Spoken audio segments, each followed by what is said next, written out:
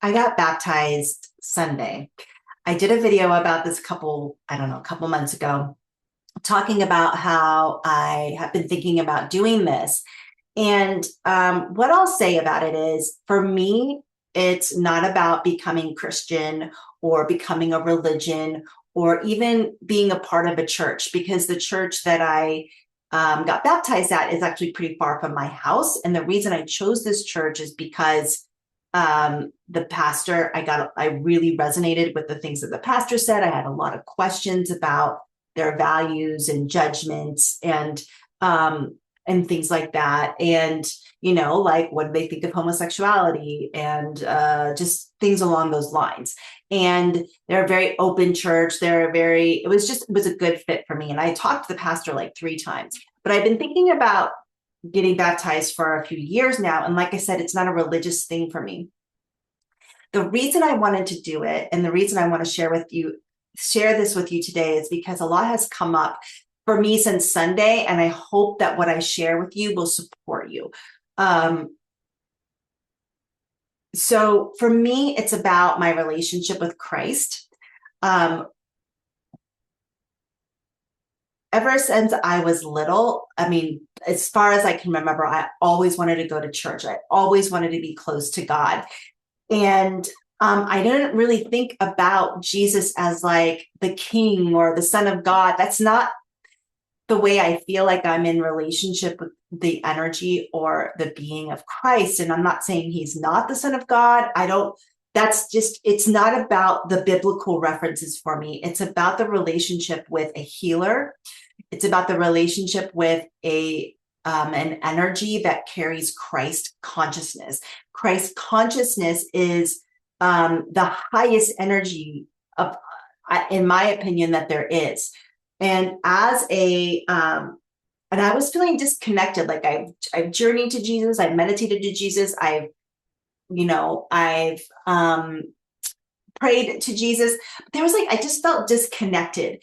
And I do a lot of clearings for people, especially over the last 25 years. I mean, I've cleared demonic energy. I have cleared addiction energy. I have cleared you name it. I've probably cleared it from people. And I used to be, I'm using Florida water.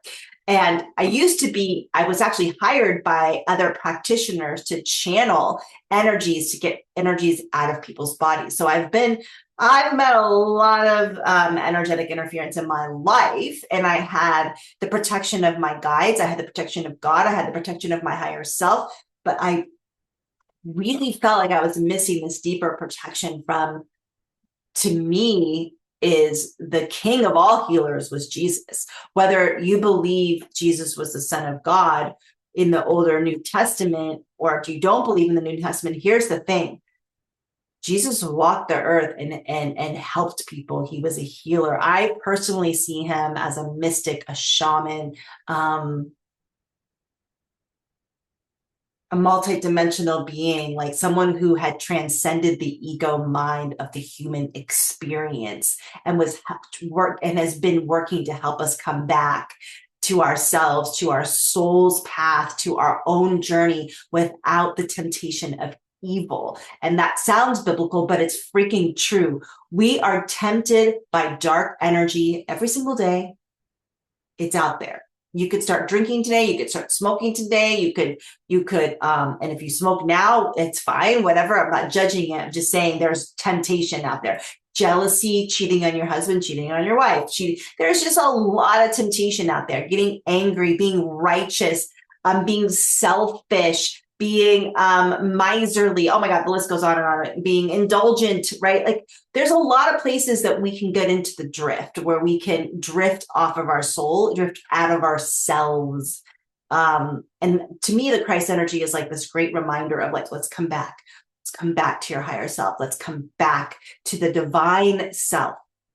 So anyway, so I decided I'm going to get baptized. And like I said, I found the church, but it happened on Sunday. I went by myself and I felt really lonely. Like my husband's out of town.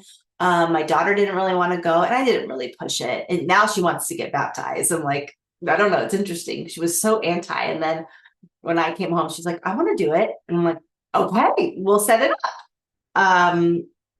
But I just felt lonely. But I made it was a choice to be there alone. It was very like I didn't invite anybody, you know, it was just it felt very, very personal. But then on the other hand, my family stuff came up. I was like, there were families everywhere. Me and one other person, he and I are the ones that were alone. So we kind of like hung out.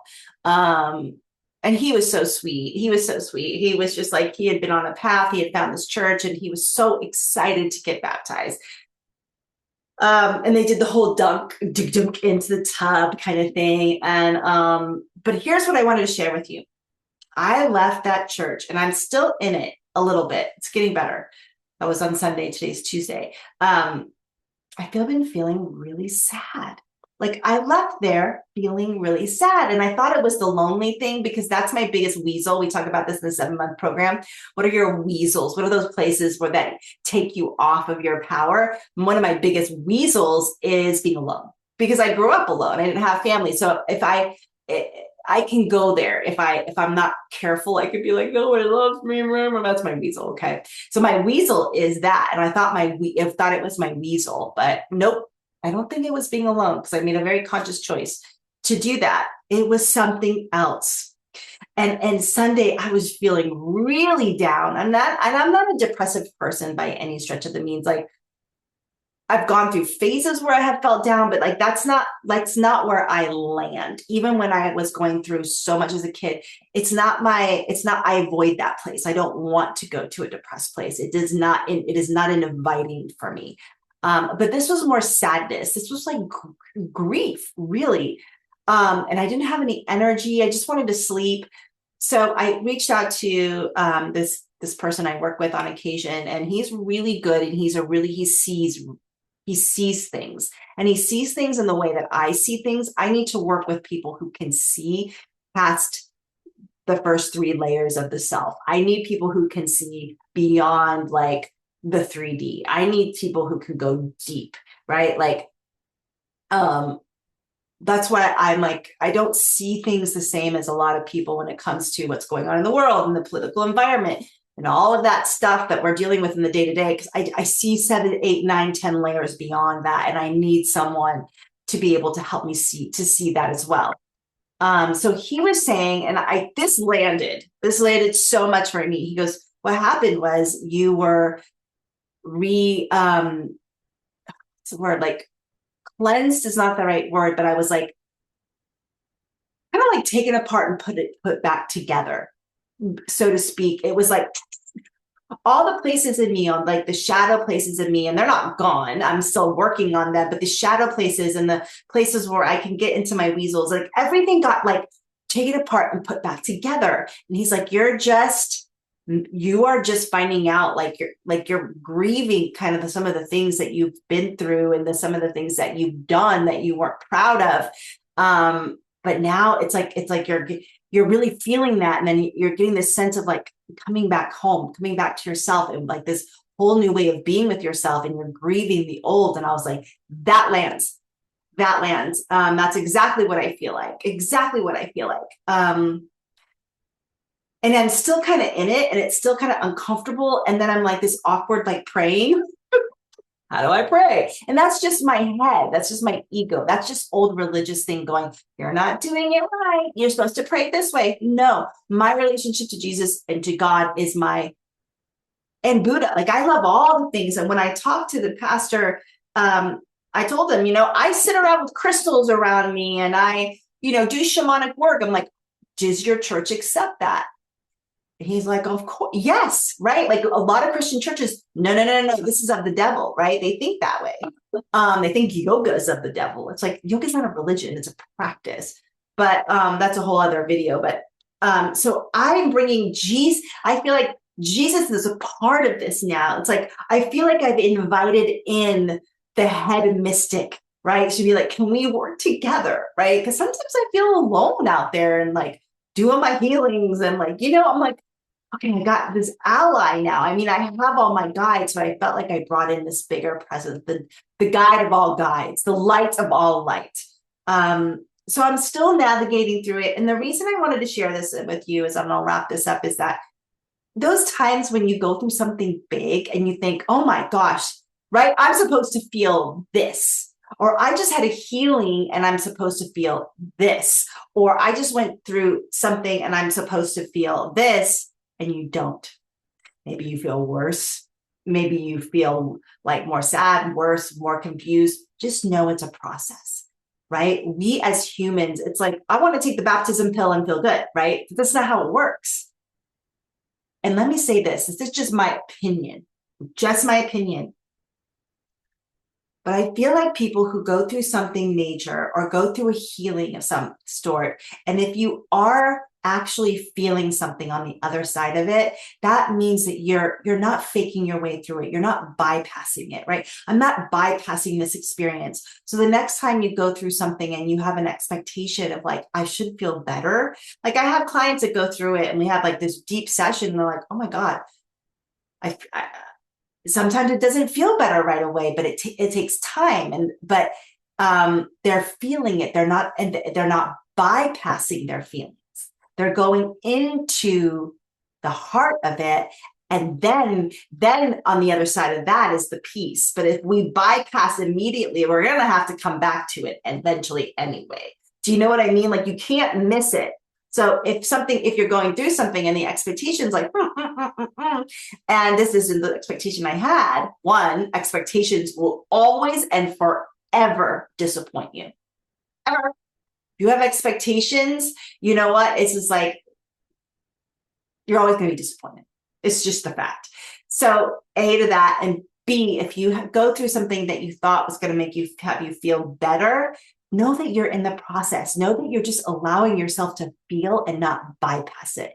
And by getting in there and getting intimate with the way you feel, then comes the peace. So right now I'm in it and I'm like, okay, I got to feel this, because if I'm going to go bypass it, it's going to come back around, and it'll come back around in a way that maybe I feel even worse, So sadness can be beautiful, and it's a teacher if we let it, right? We let it. Depression is another energy, but sadness, right? Sadness is a teacher. Even depression is a teacher, but there are two different energies, right? But that I could do a whole other video on. But I just wanted to share this with you. So this is my process. I'm not bypassing, but I'm really feeling it. And if you are grieving something right now or going through something right now, my invitation to you is just allow yourself to feel it. It will pass.